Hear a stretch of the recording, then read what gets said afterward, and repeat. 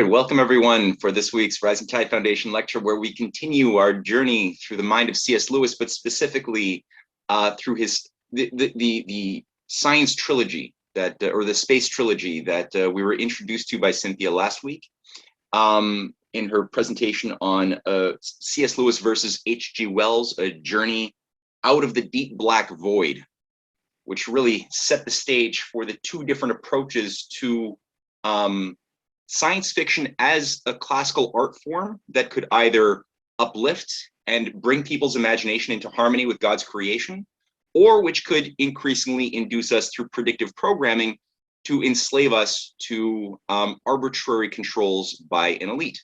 We know which side of the game H.G. Wells played, and I was happily surprised to discover this spectrum, this part of C.S. Lewis's identity that I had no idea existed. So that was a pleasure. And we're going to continue this journey through part 2 of what might be, I believe, a 3-part trilogy of classes by Cynthia.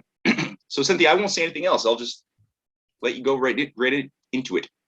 Oh, it says there's a weird echo. Do you find? No, and also, no. I can't share my screen. I will fix that.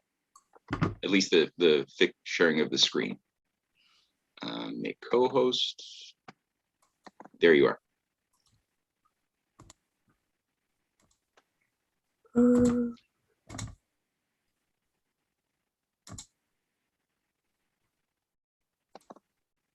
Okay, so everyone can see that all right? Mm-hmm. So yes, Matt is correct. It ended up being a 3. I mean, it was, I think, really ambitious, I think, on my part to think I could go through 3 books and then on top of it, The Abolition of Man in 2 lectures. Actually, it would have been 5 books, including H.G. Wells. So instead of overwhelming people, because these ideas are actually quite heavy, I thought it best to just focus on Perelandra for this lecture. So it'll be probably the shortest of the 3. And then for the 3rd part, we will finally get to That Hideous Strength, which is a very, very interesting book. It will be worth the wait. And we'll also go through The Abolition of Man, to which C.S. Lewis meant that as a kind of addendum in terms of his views more specifically on where the sciences were headed. So just as a recap, because not everybody necessarily saw part 1, C.S. Lewis wrote a sci-fi trilogy, which you see here. And in part 1, we went over a comparison between H.G. Wells's The First Men in the Moon and C.S. Lewis's Out of the Silent Planet. And the reason for this is that C.S. Lewis specifically wanted Out of the Silent Planet to be a response to H.G. Wells's The First Men in the Moon. What did I want to say? So for anyone who's doubting that, there is a note at the very beginning of the book where he's referencing H.G. Wells. He references Wells several times in the book, and he also uses the scientist's name Cavour, which is in H.G. Wells's The First Men in the Moon, as just like he references him. And for those who don't know what the story is for H.G. Wells's book, basically there is a scientist. You'd think it's kind of like a Bertrand Russell type, scientist who discovers how to go into space, basically. His name is Cavour, and there is another man, Bedford, who is a much kind of lower level evil, who also goes along for the trip, and he's more interested in making profits from mining and yada yada. Long story short is that Cavour is left on the moon, but he's like he's messaging back to Earth what is going on, because he's the only one that ends up meeting this alien race, and he describes them as being superior in every way to the human race. And he basically describes something very similar to what Aldous Huxley later on describes in Brave New World. And that's not a coincidence, because these are the Aldous Huxley got those ideas from H.G. Wells and Bertrand Russell, specifically Bertrand Russell's scientific outlook. And so he's describing a hierarchy, kind of like an ant colony, and they all have specializations, and that you can even, it's like an ant colony if ants could also do laboratory experiments on other ants. Like, this is the ideal world for H.G. Wells. And I go through it in detail in part 1. So if anyone wants to know more about that, they can refer there. But basically, he describes 3 departments: the administrators, the experts, and the erudites. And basically, the bigger, the more swollen your head is, the smarter you are. And that's H.G. Wells's world. So Out of the Silent Planet is a response to that. Basically, the whole trilogy is a response to this. And this will become very evident in the 3rd part. However, what C.S. Lewis, here's a picture of the first men in the moon. What C.S. Lewis does, which is kind of unique in this sci-fi trilogy, though, is that in part 2, you have the story of Perelandra. I'm going to just actually explain really quickly. So in part 1, they went to Malacandra, which was Mars. So Mars is supposed to be an older planet. And then you have Thulcandra, which is Earth. When Ransom, right? So the characters in Out of the Silent Planet are Weston, who is the Cavor character from H.G. Wells, Devine, who is the greedy kind of guy that is modeled off of Bedford and again, H.G. Wells' story. And then you have a 3rd character that C.S. Lewis is introducing, which is Ransom. And he's a philologist. He's a historian. He's, into classical literature. And, Weston thinks he's superior to Ransom in every way. So Ransom is kidnapped by Weston and Devine and brought to Malacandra in their spaceship, because they think that the Oyarsa wants a human sacrifice. They ended up completely misunderstanding this Oyarsa, and that's not what they wanted at all. But Ransom is the one that ends up getting into a discussion with the Oyarsa, and he realizes that there is a god they call Melaldil, and that you have an Oyarsa for every planet, which is kind of an angel, but not quite either. And C.S. Lewis never quite defines it fully, so I can't really define it fully for you either. But they are like a living creature in a sense. And I'll leave it at that. So he finds out from this Oyarsa that Thulcandra is known as the Silent Planet because the Oyarsa from Thulcandra has basically taken over. He's basically he has created a siege, and he's pitted himself against everything else in the universe, pretty much. And so that's the situation that Ransom finds out. They end up, all 3 of them, returning back to Earth. And then we start with Perelandra, which is set in Venus. Venus is a young planet. And basically, we find out, Ransom has been in contact with the Oyarsa, and you have the Eldiels, who are also forms of Oyarsa, but you can say that they're like lower rankings, but an Oyarsa is also considered an Eldiel. And he's been in communication with them, and they said that Melaldil wants Ransom for a mission on Venus, but he's not really briefed in terms of like, what are the details, what is he needed for? So he's just gonna basically land on this planet and see what happens. And he realizes that Venus is a pre-fallen planet. So it has not committed the original sin and all that, or failed to obey the order of not eating the fruit from the tree of knowledge of good and evil. And so Venus is very different. It's mostly water, and the lands are not attached. All of the lands are like moving around, as you can see in this picture. And it's very colorful, and he realizes, by eating something off of the trees, that the pleasure is actually also very intense on this planet, even just like, I guess, basic the experience of the visual stimulation and everything, but that it was a different quality of pleasure, because it was not a kind of pleasure that you would want to, you know, uh, go overboard with. Basically, it was a pleasure that you were also satiated with, and that there's no sense of shame either in that quality of pleasure. You just muted me, Matt.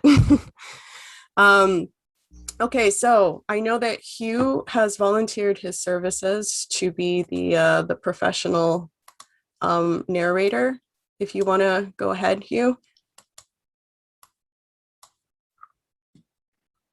Oh, Hugh, you're on mute, as is everyone. Okay.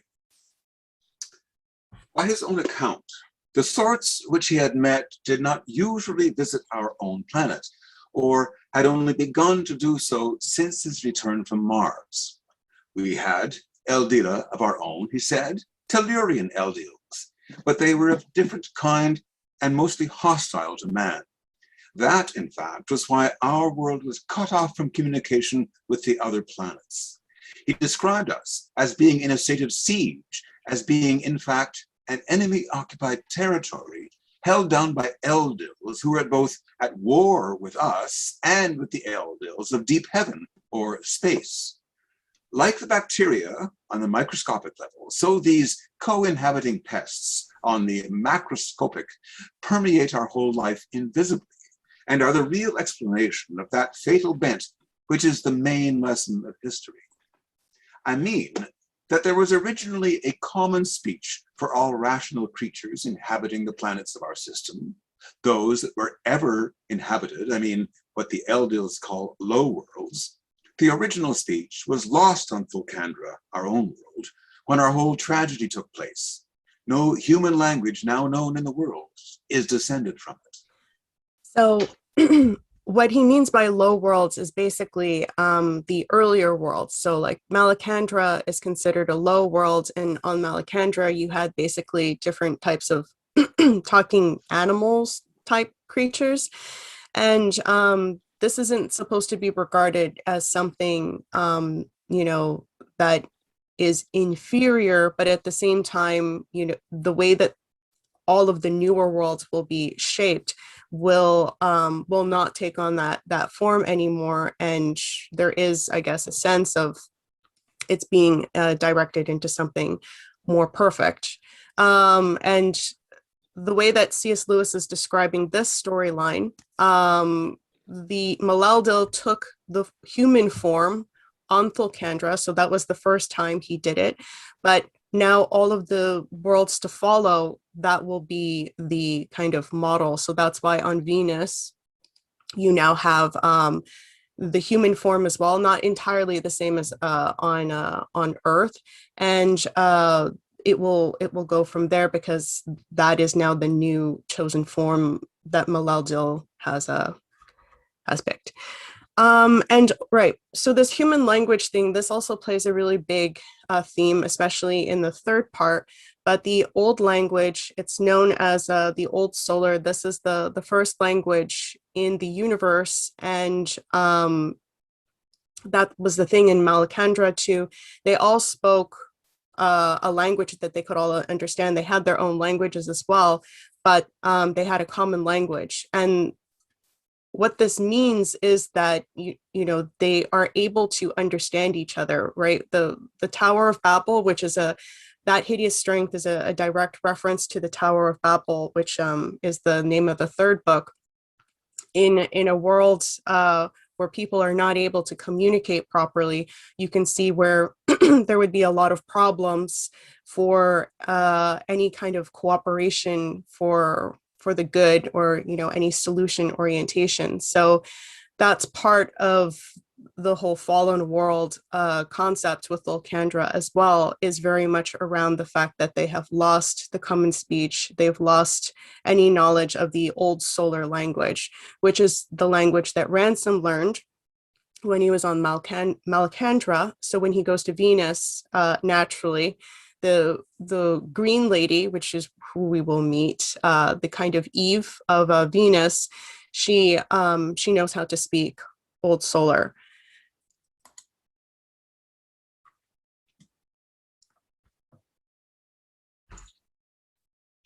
He had confidence in those who had sent him there, and for the meantime, the coolness of the water and the freedom of his limbs were still a novelty and a delight.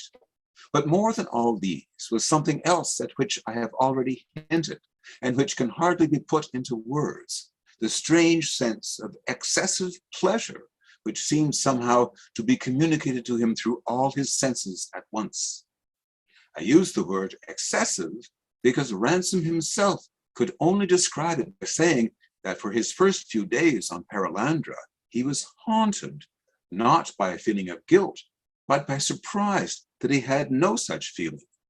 There was an exuberance or prodigality of sweetness about the mere act of living, which our race finds it difficult not to associate with forbidden and extravagant actions. He saw reality and thought it was a dream. And this itch to have things over again, as if life were a film that could be unrolled twice or even made to work backwards, was it possibly the root of all evil? No, of course, the love of money was called that, but money itself, perhaps one valued it chiefly as a defense against chance, security for being able to have things over again, a means of arresting the unrolling of the film. So I think those are pretty straightforward and give you a bit of a feel for the different kind of quality already that is striking him on Venus. And in the book, Perelandra is the most obvious use of the Socratic method that C.S. Lewis uses. And again, as I was discussing in part one, C.S. Lewis was head of the Socratic Club at Oxford for at least 8 years, and he only stopped when he went to Cambridge.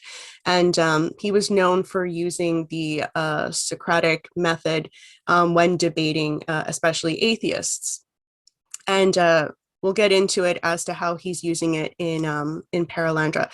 This I just thought was kind of interesting. It's a Chinese make of a Perelandra, apparently. Okay, so another thing that we learn, so he meets the green lady, and he realizes that she's what she calls herself very, very young, and she'll say things like, "Oh, I was very young yesterday, but I'm older now," kind of thing. So she's really like learning a lot, because Ransom, other than the king, which I'll explain that in a moment, is the only person that she's had a dialogue with so far on Venus. They're the only ones who can speak, basically, on Venus. There are animals as well, but they're not speaking animals. So, and all of the animals, you know, they love her, they come to her, and, you know, it's, I guess, you know, what paradise should be. And he soon learns from the green lady that there is only one thing that Melalde has specifically forbidden, and she kind of has a direct line to Melalde that C.S. Lewis Ransom can't hear that voice. And she says that the one thing that is forbidden for us is that there is one piece of land that actually is fixed. It isn't floating around and constantly moving and everything. And we are forbidden to stay on this land overnight. So we can be on the land, but we can't stay on it overnight. And this is like the most serious of the Melalde laws. So this throws Ransom and her as well a little bit into a crisis when Ransom's like, oh, but why would he do that? And she realizes that in Ransom's world, all of the lands are fixed. So you couldn't possibly, you know, put that kind of a law on Thulkandra in a reasonable fashion. And so there's this question of like, well, could Malaldul's laws be arbitrary, or are they relative, or is he just making these laws just to see if people are going to be obedient to him, and it doesn't actually matter, you know, what it is that's being forbidden or not? And remember, you know, on Earth, the big forbidden thing was not to eat the fruit from the tree of knowledge of good and evil. So I will answer that question, but that question is answered at the very end. So we will leave it for now. Yep, that's all I wanted to say for that section. You can go ahead, Hugh. But his chief captor, Professor Weston, had meant plenty of harm. He was a man obsessed with the idea, which is at this moment circulating all over our planet in obscure works of scientification, in little interplanetary societies and rocketry clubs, and between the covers of monstrous magazines, ignored or mocked by the intellectuals, but ready, if ever the power is put into its hands, to open a new chapter of misery for the universe. It is the idea that humanity, having now sufficiently corrupted the planet where it arose, must at all costs contrive to seed itself over a larger area, that the vast astronomical distances which are God's quarantine regulations must somehow be overcome. This for a start. But beyond this lies the sweet poison of the false infinite, the wild dream that planet after planet, system after system, in the end galaxy after galaxy, can be forced to sustain everywhere and forever the sort of life which is contained in the loins of our own species, a dream begotten by the hatred of death upon the fear of true immortality, fondled in secret by thousands of ignorant men and hundreds who are not ignorant. The destruction or enslavement of other species in the universe, if such there are, is to these minds a welcome corollary. Yes, so Ransom finds out, you know, Ransom landed on Venus first, and then he sees Weston's spaceship landing on Venus, and he's like, oh, okay, I'm starting to get a little bit of an idea of why I was sent here. And you know, he's realized that the Green Lady is an Eve, that this is a pre-fallen world. We don't know where the king is, and I think it's best for me to just tell you guys at the end anyway, because that's what C.S. Lewis does. But she can't find the king. She doesn't know where the king is. So C.S. Lewis again is making a point in this view of Weston, which is, as I said in part one, this emergence of what we call modern science, which also very much was paired with atheism, has certain philosophies that, you know, C.S. Lewis is going to really bring out in this book, and also that Hideous Strength, to really explore, well, what are the real motivations, and what are the consequences if you are to abide by these thoughts, which at first might seem innocent even. But I would say that no one can really deny that it is a thing with modern science where you tend to think yourself, you know, superior to the past, even people from the past. You tend to think yourself above what were considered laws or traditions for centuries. And of course, you know, things need to change, things need to transform, but wiping the slate clean is also not a good thing either. And so he's making a very strong point here on this idea of the false infinite. So this you can see again with thinkers like H.G. Wells, Bertrand Russell, and everybody that, you know, follows them, and T.H. Huxley, who was the mentor of H.G. Wells, that with the idea especially of like Darwinian evolution paired with this atheistic view of and the universe also being cold and dead or dying, that there was no longer a kind of sacred look towards what was the identity and the purpose of humankind. And it also meant that there was maybe not a purpose to anything. And so when you get into that kind of a mindset, as we see with Cavor in H.G. Wells's First Men to the Moon, he says things like, I'm willing to just do whatever simply to know. And, you know, there's one part where they're doing an experiment where they could have sucked all of the oxygen off of the earth. And they're like, whoa, yeah, that almost was like a real disaster. Well, we have to do it again, you realize, right?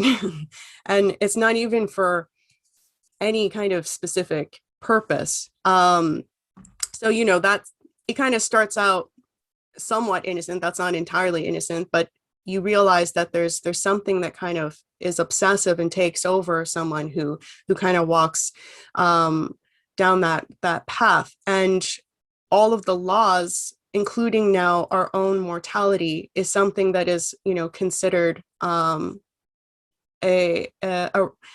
repulsive, something that we should be really angered about, and things like this. And so we think of ways of like, how do we, is it possible to live forever? And obviously material decays and all of this, and we see it in our forms of science today of like, well, maybe, you know, we don't need to live in you know, organic bodies and things like this. And I think that line is really striking. A dream begotten by the hatred of death upon the fear of true immortality. So they, because they're atheistic in their view, they don't have a concept of the soul. They don't believe that there's a soul, and they believe that when you die, you truly die. They don't have a concept of an immortality, because they want to just kind of preserve everything, the ego, the personality, the, you know, your hoards of treasure, you know, kind of thing. And they don't have a concept of something that is not based in the material, because they've rejected the soul. Although C.S. Lewis does a funny twist with this as well. Right. And okay, so he also mentions God's quarantine. So that's going to be really important for us to understand, especially when we get into the third book. So Fulcandra is a fallen planet, and we've been given, you know, the free choice of will. So has the Green Lady on Venus and the King. They've been given free choice of will. On Earth, we messed that up, and we're now considered a fallen planet. But we are quarantined, according to how C.S. Lewis is describing this. We don't have a right to go onto other planets and spread that corruption. You know, Venus is like the new planet, the next kind of phase. And, you know, we don't have a right to just go onto that planet. So Weston, again, in his view of science and everything, where he feels that it is his right to spread this kind of philosophy.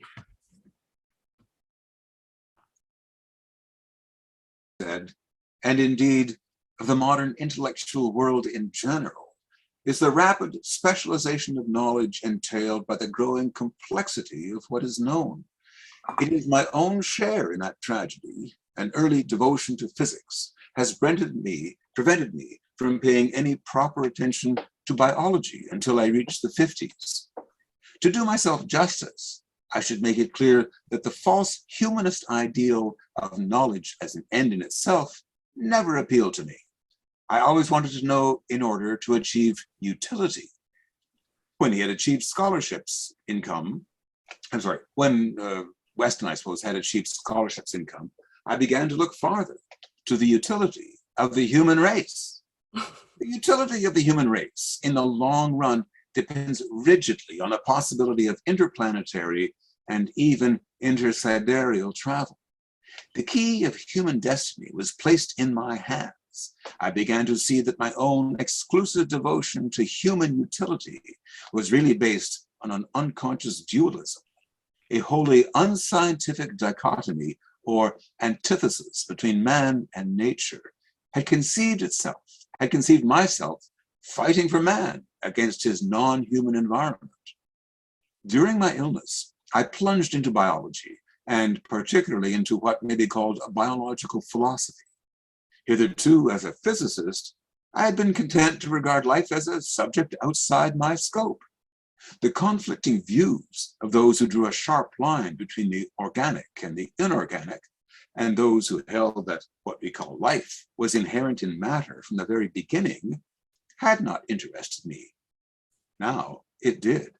I saw almost at once that I could admit no break, no discontinuity in the unfolding of the cosmic process. I became a convinced believer in emergent evolution. All is one. The stuff of mind, the unconsciously purposive dynamism is present from the very beginning. So Weston now he's reoriented his scientific philosophy from the time that he was at Malacandra, which C.S. Lewis describes as his stage of interplanetary imperialism. And now he's entering a phase where he is getting into this idea of emergent evolution, which again is tied into very much T.H. Huxley, H.G. Wells, Bertrand Russell's promotion, Julian, Aldous Huxley, and so forth, who are very big players during C.S. Lewis's time. And again, C.S. Lewis is, was a teacher at Cambridge, so he was very familiar with a lot of this sort of stuff. Like Cambridge, is basically what a huge policymaker, right, for what everyone's going to follow, including popular opinion in the sciences. And at the end of part 1, he even says, right, so we realize that Ransom is supposed to be Tolkien. He doesn't say that specifically, but everyone's in agreement that Ransom is Tolkien. And C.S. Lewis turns out to be the narrator. So he is a character in that sense in the story. He plays himself. And that Weston is supposed to actually be a real scientist as well, but they won't name him, right? And the way that part 1 ends is we wrote this fiction, but it's not really fiction. There is a real fight going on, but we thought that you would never believe us if we gave you all of the facts. So we wrote it this way because for the people who will understand, they will understand, and they will respond accordingly, sort of thing. And it's left kind of mysterious like and almost like a recruitment thing. And he's going to take us into what he means exactly by this fight in this book, Perelandra, and the third, That Hideous Strength. Is there anything else? I think it's pretty much just putting more meat on the bones, basically, this slide. The majestic spectacle of this blind, inarticulate purposiveness, thrusting its way upward and ever upward in an endless unity of differentiated achievements towards an ever-increasing complexity of organization, towards spontaneity and spirituality, swept away all my old conception of duty to man as such. Man in himself is nothing. The forward movement of life, the growing spirituality, is everything. I say to you quite freely, Ransom, that I should have been wrong in liquidating the Malacandrians. It was a mere prejudice that made me prefer our own race to theirs. To spread spirituality, not to spread the human race, is henceforth my mission. The conversion from imperialism to transhumanism. I worked first for myself, then for science, then for humanity, but now at last for spirit itself. I might say, borrowing language which will be more familiar to you, the Holy Spirit. Now, what exactly do you mean by that? Asked Ransom. Early and revered associations may have put it out of your power to recognize in this new form the very same truths which religion has so long preserved and which science is now at last rediscovering. But whether you can see it or not, believe me, we are talking about exactly the same thing. I'm not at all sure that we are.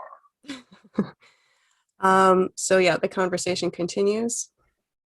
God is a spirit, Ransom. Get hold of that. Stick to it. God is a spirit. Well, of course. But then? What then? Why, spirit, mind, freedom, spontaneity. That's what I'm talking about.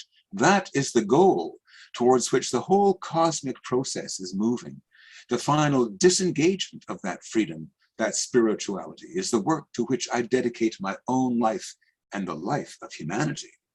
The goal, Ransom, the goal, think of it, pure spirit, the final vortex of self-thinking, self-originating activity. I know now that I am the greatest scientist the world has yet produced. I've been made so for a purpose. It is through me that spirit itself is at this moment pushing on to its goal. Your devil and your God, said Weston, are both pictures of the same force. Your heaven is a picture of the perfect spirituality ahead. Your hell, a picture of the urge or nisus which is driving us on to it from behind. Hence the static peace of the one and the fire and darkness of the other. The next stage of emergent evolution, beckoning us forward, is God. The transcended stage behind ejecting us is the devil. Your own religion, after all, says that the devils are fallen angels. And you are saying precisely the opposite, as far as I can make out, that angels are devils who've risen in the world. It comes to the same thing, said Weston. Yes, so you see there's something really interesting going on here, because they don't believe in the immortality of the soul in the way of, I guess you could say, religious teaching. Well, if you don't believe, if you're an atheist, you're not going to believe in those types of things, but he believes in this concept of a pure spirit that is now the overall big thing. And he's realizing, actually, right, so he was an atheist when he was on Malacandra. Now he's not quite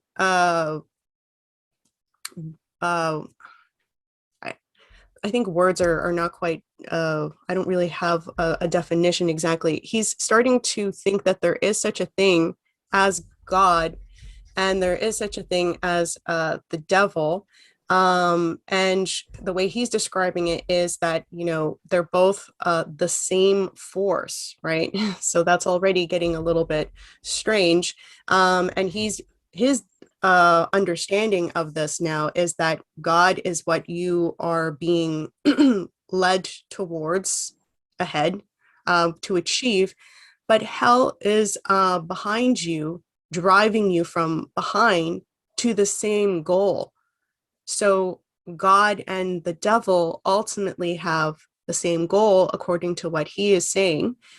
When you say he, just to be clear, it's Weston. Yes. Oh, yeah. Obviously, it's it's Weston. Ransom is just trying to understand what is going on in Weston's mind, and you could say that Ransom is. Tolkien was I believe a Catholic. He's definitely a Christian. Both him and C.S. Lewis are Christians, and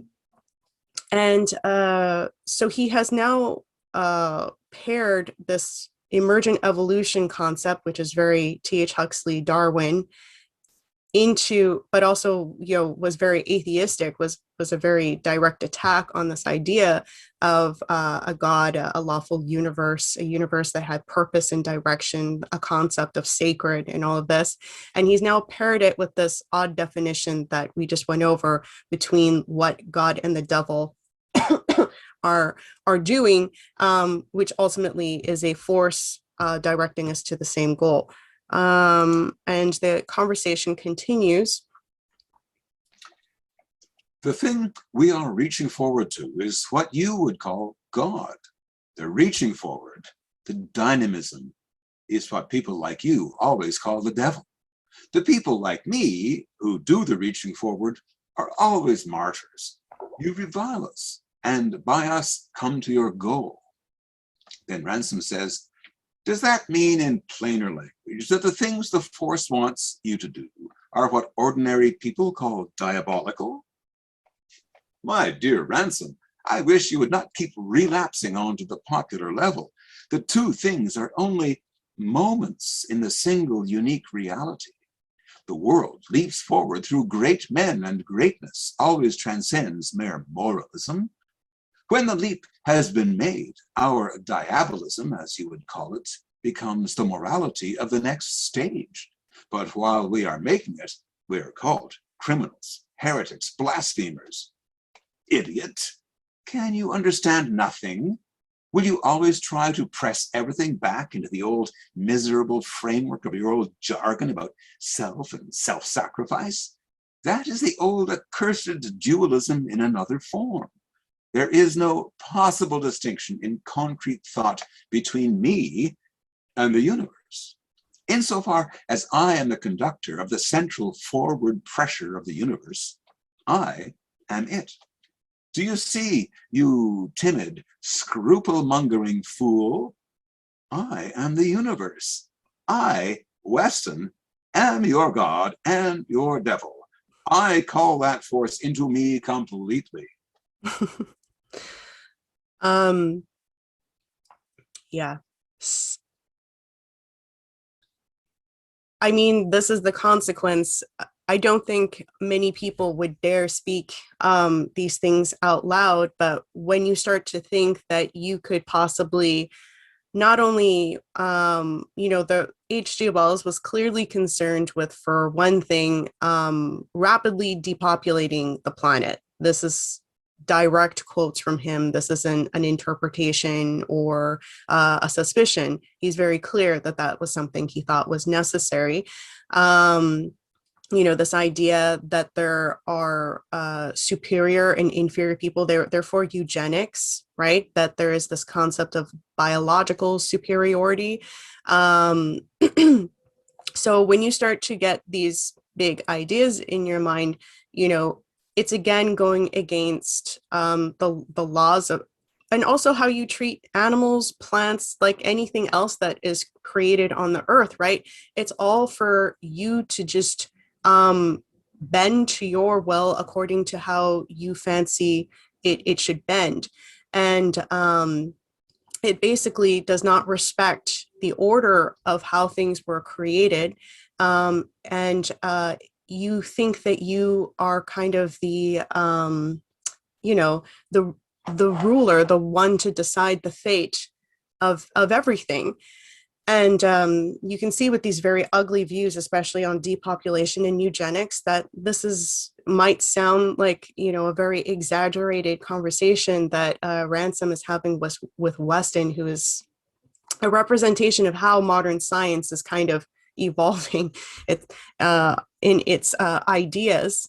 And, to reach that ultimate thing, which is, right, it's, as he said, right, the conductor of the central forward pressure of the universe. I am it.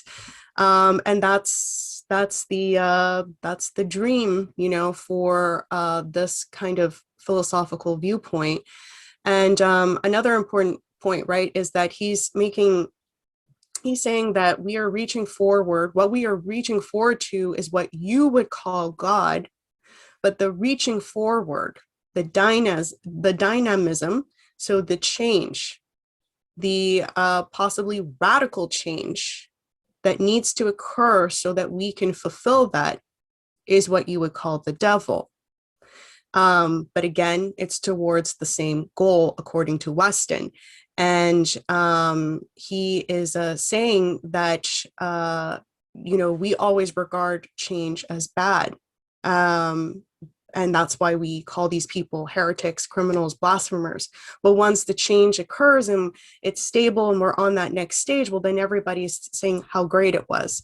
And it's the new morality. So there is no morality. Morality is relative. It's all about attaining that next phase, that next goal, in terms of our emergent evolution into a more perfect species, until it's the ultimate, which is this spiritual thing that is not attached to anything biological. Ransom was not at all certain that he had understood all his wild talk on that previous day. But what he did understand, he disliked very much, and suspected that this vague mysticism about spirituality would turn out to be something even nastier than his old and comparatively simple program of planetary imperialism. Okay, so at this, what happens after he's having this conversation with Weston, right? So Weston just landed on Venus, and they're both on the fixed land. And the green lady, she has to leave because it's getting dark and everything, and she's not allowed to stay on the fixed land. And after he's having this conversation with Weston, there's this weird kind of I forgot exactly how it goes, but it's kind of like a no, no, no, help me kind of thing. And he starts to seize Weston, and he's having like convulsions and everything. And then he kind of passes out. But before that, I think he's just kind of very rigid.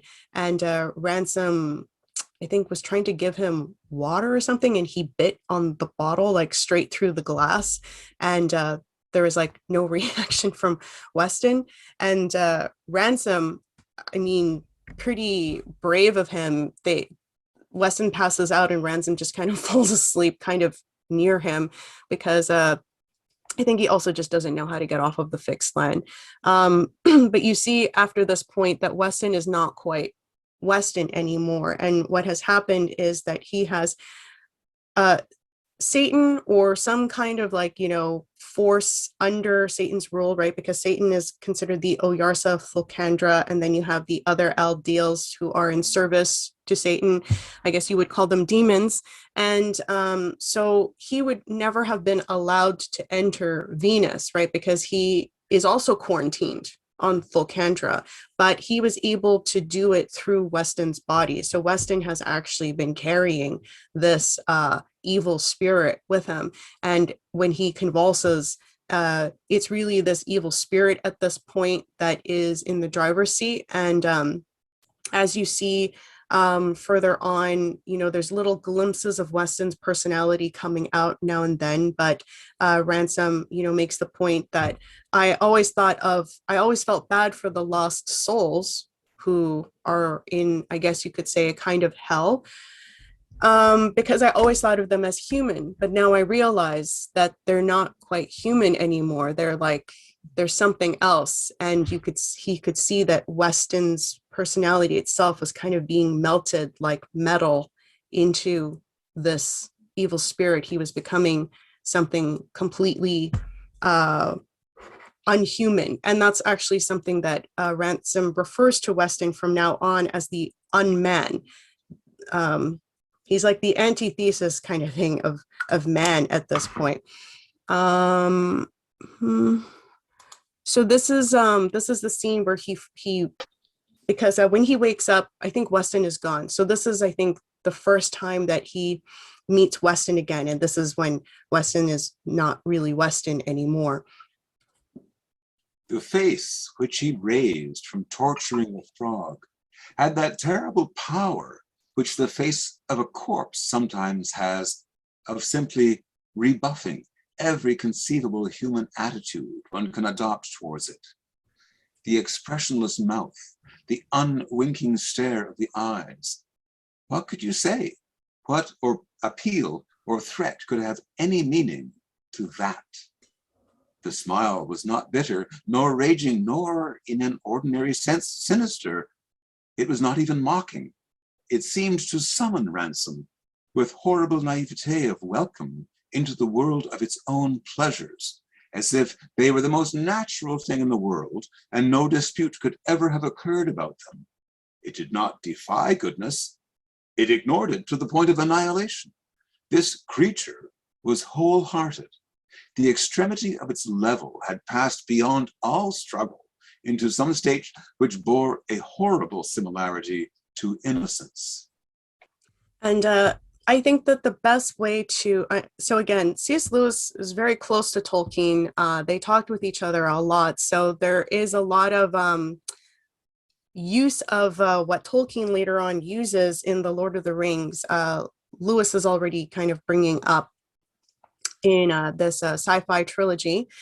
And Lewis even brings up Numenor in the third book. So he very much has these things on his mind.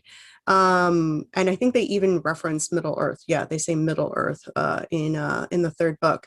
So I think the best way to understand Weston at this point, when he becomes the Unman, is that he's very similar to a Gollum type character.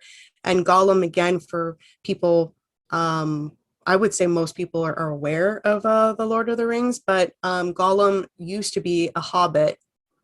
And because of all of these, I don't know how long, I think it was like centuries of him like wearing the ring or having the ring in his possession, it corrupted him to a point where he had like still bits and pieces of his previous self, but there was something at that point where he he couldn't quite ever come back to being a full person in that sense. And I'll bring it up because there's going to be a lot of similarities as we get further on in the book as well. And right, so the way that C.S. Lewis wrote it, he said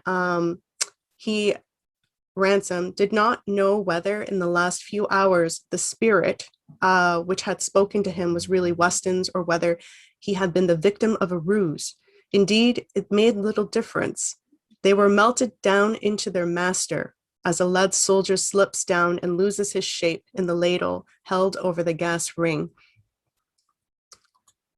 Oh, okay, whoops, sorry, Hugh. I didn't realize that I actually had that. I had that as a slide. The children, the poets, and the philosophers were right. And though there seemed to be, and indeed were, 1,000 roads by which a man could walk through the world, there was not a single one which did not lead sooner or later either to the Beatific or the Miserific vision. So the Beatific is a reference to Dante. Dante is a Divine Comedy. You have the Inferno, the Purgatory, and then the Paradiso. And it's Virgil, the philosopher poet, that leads Dante through Inferno and Purgatory, but he can't step into paradise. It's only Beatrice, who is someone that Dante knew. It's basically kind of like the ideal sort of Madonna type character, I guess. I don't know if that's not a good simplification, but and she's the guide into paradise. So, just as Weston is being kind of melted into his master, the more whichever side you choose, you will become more of that side. And there is only ultimately the choice of the Beatific or the Miserific vision. And what else did I wanted to say? Okay, so Weston now, who's really like, he's the Unman, and it's really like Satan, the devil, that's speaking through him now. He wants to cause the Green Lady to fall. He wants her to commit, the ultimate like no, which is to stay on the fixed land overnight. And so there is actually the use of a Socratic dialogue method in how the Unman is speaking to the Green Lady, and how Ransom is also attempting to convince the Green Lady of the falsehoods of the Unman. But it's like, imagine that you were in a Socratic dialogue with a very skilled sophist who wanted to convince you of an untruth, but he was very convincing in how he was speaking. On top of it, the Green Lady is like, she's very young. She's like childlike. She's beyond any kind of corruption, right? So none of her thoughts can really comprehend things that we would easily grasp, unfortunately, in our worlds, because even if we're a good person, our thoughts are not entirely impure. We can understand, someone hurting another person, these sorts of things. For her, the concepts are like completely foreign. They make no sense. They would never enter her mind, right? So as time goes by, right, so one of the points that the unman is making is, why did he forbid you to go onto the fixed land? You don't know yourself why you're forbidden to follow this rule. Maybe he did it because he wants you, like, right, there is the thing as a free will. He obviously wants you to grow up. He wants you to become wiser. He wants you to become more mature and all of this. So maybe he created the rule so that you could decide for yourself that you didn't need to follow the rule and that you should actually break the rule. And this is, again, like, this is the start of any kind of corruption, I would say, philosophically. I mean, everybody, whether they think that they believe in a philosophy or not, the thing is that our world is run through philosophy and ideology, no matter how much you want to deny it.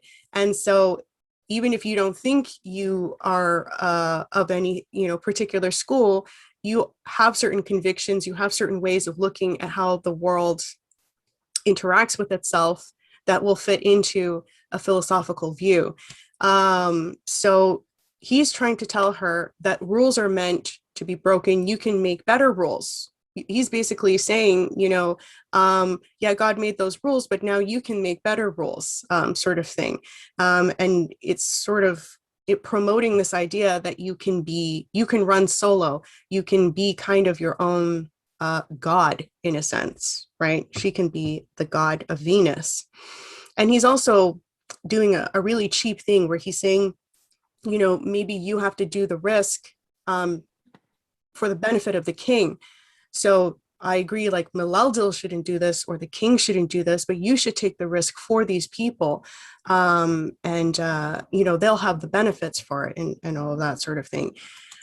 Yeah. Certainly, it must be part of the divine plan that this happy creature should mature, should become more and more a creature of free choice, should become, in a sense, more distinct from God and from her husband, in order thereby to be at one with him in a richer fashion. In fact, he has seen this very progress going on from the moment at which he met her and had unconsciously assisted it. By the way, this is Ransom's thoughts, just to be clear. This present temptation, if conquered, would itself be the next and greatest step in the same direction, an obedience freer, more reasoned, more conscious than any she had known before, was being put in her power. But for that very reason, the fatal false step, which, once taken, would thrust her down into the terrible slavery of appetite and hate and economics and government, which our race knows so well, could be made to sound so like the true one.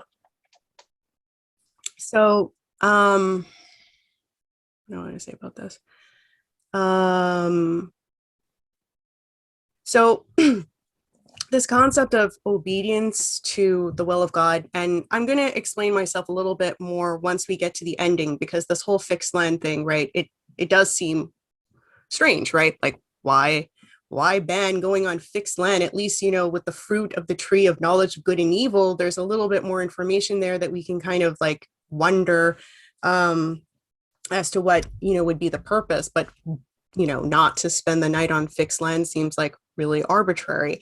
But I want to make a point here because I have a little bit of an issue with how C.S. Lewis dealt with the Perelandra story. I mean, I think it's very well done, but this whole struggle of obedience to God is something that, both the female and the male struggle with.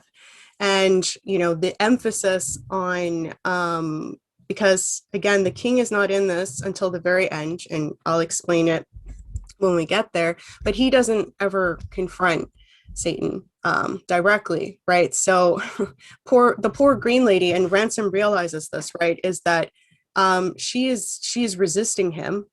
She doesn't even know what she's resisting, right? Because like I said, she doesn't have these bad thoughts. So she is conversing with the unman, thinking that she wants to get to the bottom of things, right? Because he's bringing up things that she herself is not certain of, like why or what are the answers, what are the reasons for things.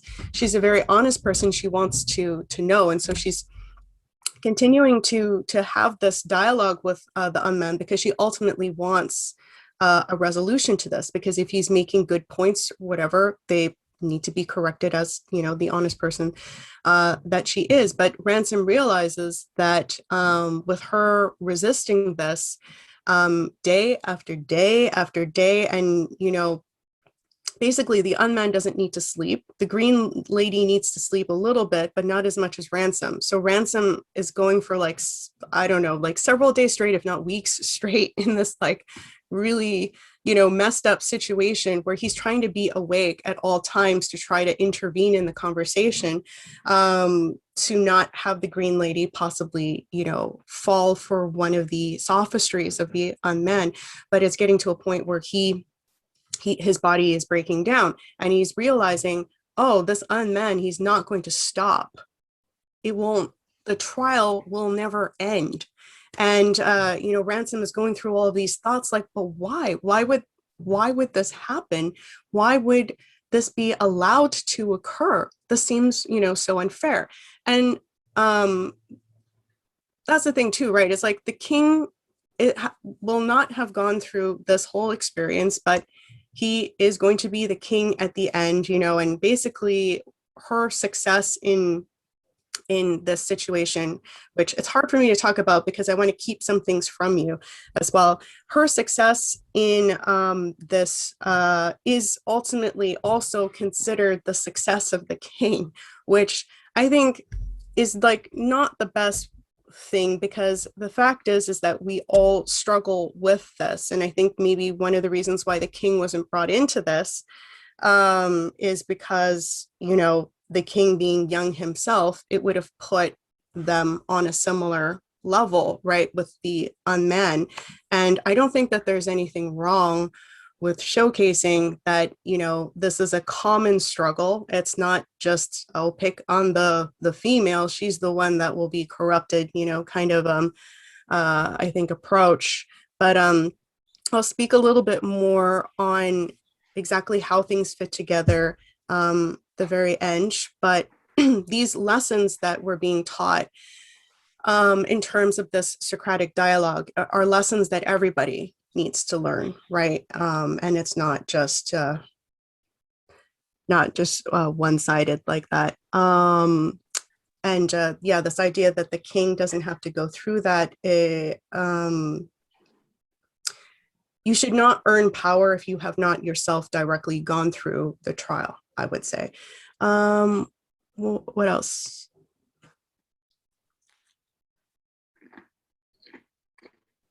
Yeah, I don't want to say too much at this point, so I'll leave some of those notes. And so Ransom realizes, because the unman won't stop, that he actually has to physically fight him. This is the thing that he realizes it must be. This is the only option. And it's obviously a very horrifying idea. Like, why would, again, God want, you know, what is going on, you know, with this situation? Like, how did this end up happening? And like, you know, Ransom's like, I'm the one that's chosen now to fight this like body that's like possessed by, you know, Satan. And again, it's very similar to the Frodo Gollum situation. And it, you know, Gollum very much again is like the unman kind of form, and he has to fight it ultimately in order to you know, save the world in that case, because of the ring. So I think we'll just read on, and I'll say more later. Here in Perelandra, the temptation would be stopped by Ransom, or it would not be stopped at all. For he had seen already how the pattern grows, and how from each world it sprouts into the next through some other dimension. The small external evil which Satan had done in Malacandra was only as a line. The deeper evil he had done in Earth was as a square. If Venus fell, Her evil would be acute, her redemption beyond conceiving, yet redeemed she would be. The future act stood there, fixed and unaltered, as if he had already performed it. It was a mere irrelevant detail that it happened to occupy the position we call future instead of that which we call past. The whole struggle was over, and yet there seemed to have been no moment of victory. You might say, if you liked, that the power of choice had been simply set aside and an inflexible destiny substituted for it. On the other hand, you might say that he had delivered from the rhetoric of his passions and had emerged into unassailable freedom. Ransom could not, for the life of him, see any difference between these two statements. Predestination and freedom were apparently identical. He could no longer see any meaning in the many arguments he had heard on this subject.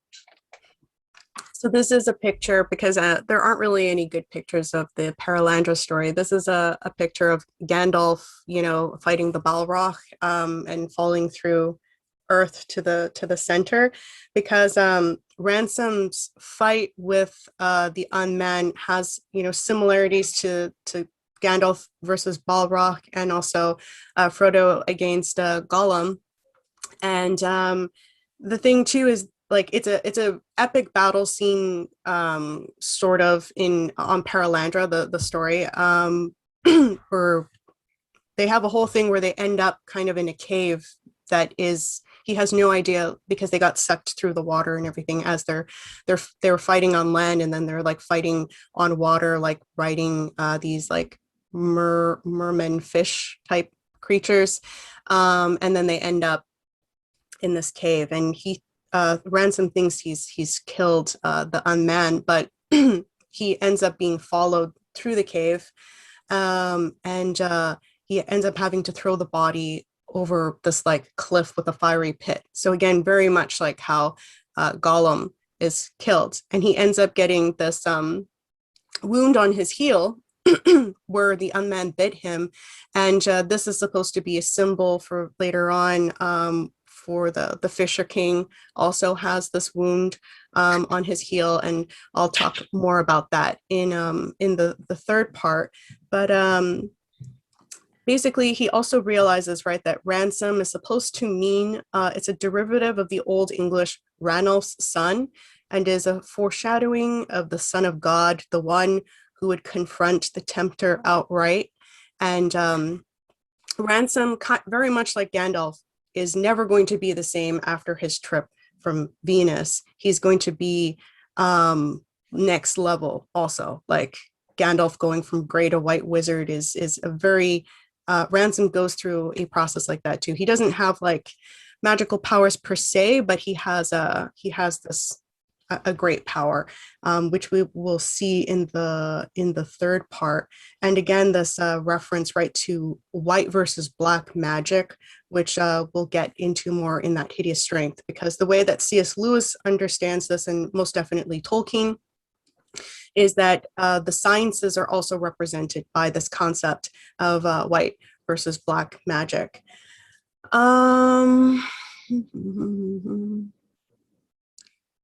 Yeah, I think I'll leave it at that for there. For somehow he, Ransom, knew perfectly well that this island had never been forbidden them, and that one purpose in forbidding the other had been to lead them to this, their destined throne. We know these things now, said the king. All this, all happened in your world. Maladil has put into it our mind. I'm sorry, let me start that over again. We know these things now, said the king. All this, all happened in your world. Maladil has put into our mind. We have learned of evil, though not as the evil one wished us to learn.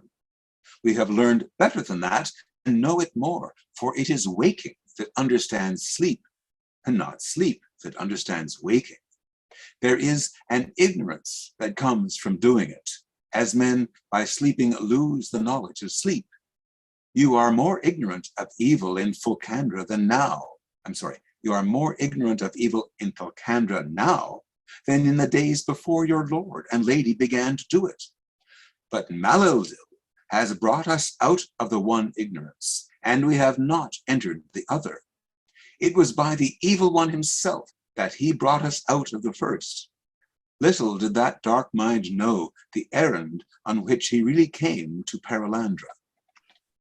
So we find out once the evil one is destroyed by Ransom, he ends up, walking out of the cave, and he gets into like a forest area, and then all of a sudden the Oyarsa from Mars and Venus are there, and then eventually the king and the queen are united as well. We're not told, how that happened. And we find out that the king was actually in this area on Perelandra called Lur, Lur, which is like a forest, and he kind of, I guess, had a sort of 30 days in the desert sort of situation, and he was like, drawing symbols and stuff, and like, I guess, figuring out deep stuff that C.S. Lewis doesn't go into.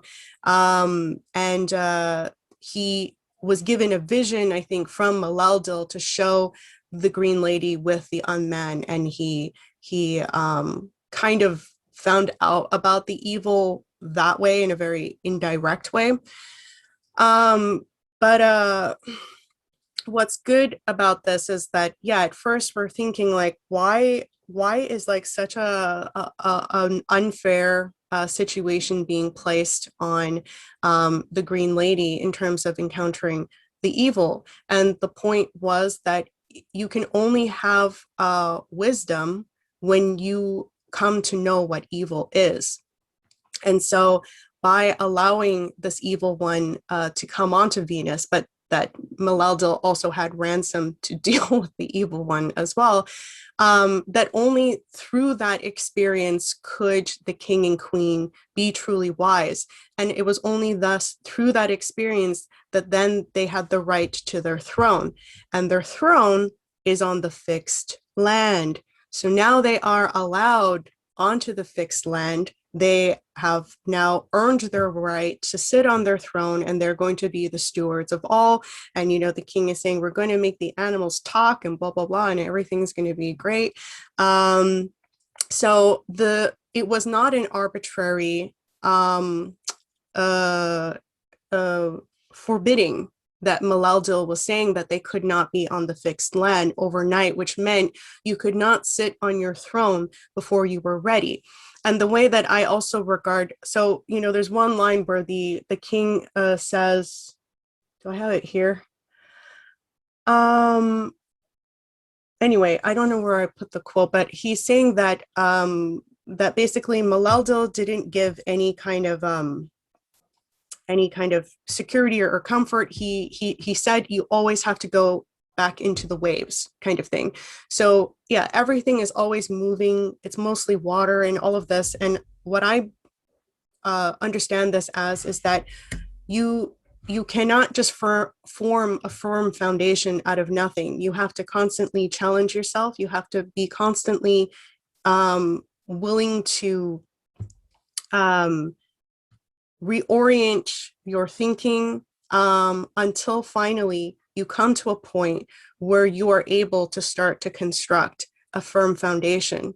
And it's upon this firm foundation now, if it's a proper foundation, that everything you build upon it afterwards is going to have value. It's going to be towards the goodness, the wisdom, beauty, and so forth. But if you have a bad foundation, everything that you will build upon that will be bad.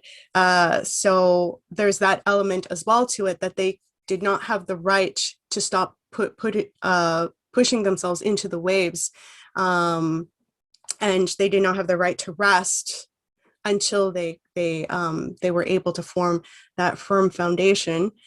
And so we can kind of look at the Adam and Eve forbidding of eating the fruit from the tree of knowledge of good and evil, the way that C.S. Lewis anyway is telling this story, as it was never a forbidden thing all like permanently. It was meant that you had to pass the test, I guess, right, when confronted with evil, to know evil but to reject it, as the king says, right, that we, Malaldil brought us out of one ignorance, and we have not entered the other. And in Thulkandra, you know, we have entered into this other kind of ignorance where we've rejected these laws. We think that we're no longer children, but we were actually building everything on a very bad firm foundation. A bad firm foundation. That makes sense. And unfirm, unfirm foundation. Well, it's a foundation. Yeah, I guess, whatever. Anyway, a bad foundation. I see. And so the tree of knowledge of good and evil, right? It's also with this concept of like, you cannot eat from the fruit of the knowledge of tree of good and evil if you don't have a concept of what is evil, if you don't understand what is evil. And again, this is what Schiller also brings up in Ghost Seer. Most people don't know how to have a concept of an evil intention. And again, you know, what he's displaying here very clearly is not just like a spiritual, like abstract, invisible thing. We're seeing it occur through the instruments, the philosophy of modern science. It's not just modern science, but presently, this is kind of at the core of this really bad philosophy that is you know, heading us in a situation which is like, it's really existential. Like, it's not just like World War I, World War II kind of existential. Like, we might not, you know, do so well in the future if we don't figure these things out.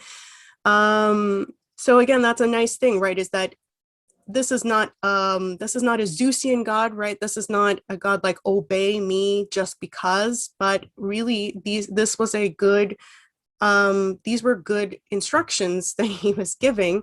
And that if you want to avoid corruption, if you want to avoid the fall, you need to heed to these rules, which are not to keep you down, which are not to enslave you to the arbitrary will of a tyrannical God, but rather it is the path to actual wisdom.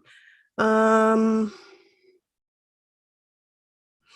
another interesting thing that C.S. Lewis, oh, right, I just wanted to say here too, I forgot on the slide when he made a very big point here, which is predestination and freedom, which is something I also struggled with, right? Which is, if we're given free will, but there's like, but we're supposed to do one thing. I mean, how is it free will? And it's a very deep thing. Like, it obviously, people will need to have to think about this if they haven't already.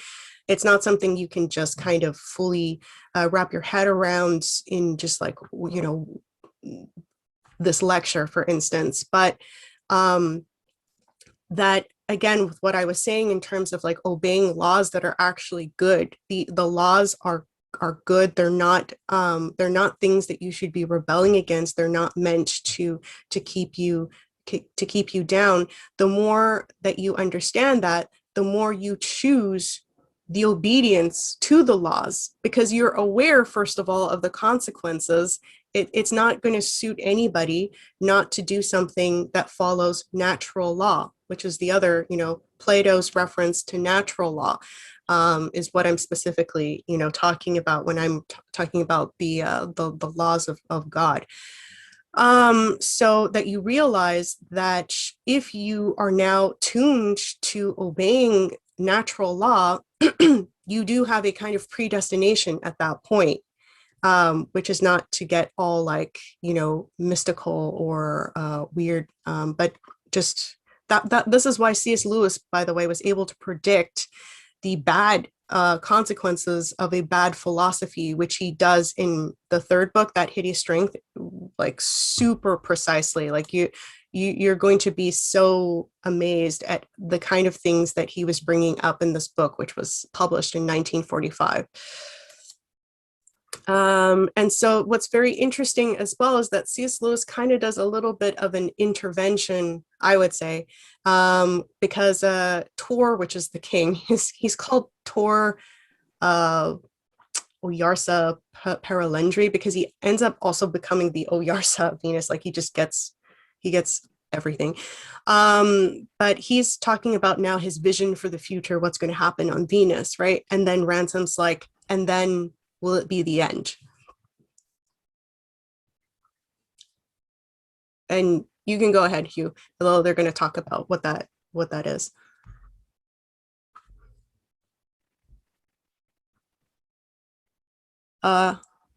Hugh? He might have had to. Oh, there he is. Hugh. And that, said Ransom, will be the end? Tor stared at him. The end, he said. Who spoke of an end?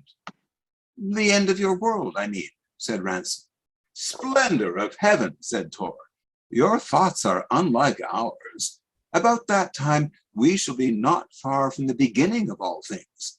But there will be one matter to settle before the beginning rightly begins. What is that? Asked Ransom. Your own world, said Tor, Fulcandra.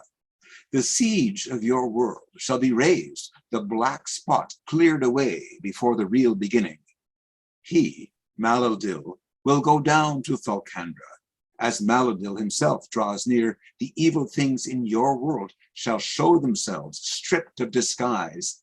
In the end, the memory of your black Oyarsa will be blotted out, and your world shall be fair and sweet and reunited to the field of Arbal, and its true name shall be heard again. What you call the beginning, we are accustomed to call the last things. That was a Ransom. Okay. What you call the beginning, we're accustomed to call the last things. I do not call it the beginning, said Tor to the kind. It is but the wiping out of a false start in order that the world may then begin. I see no more than beginning in the history of the low worlds, that is Malacandra, and in yours, a failure to begin.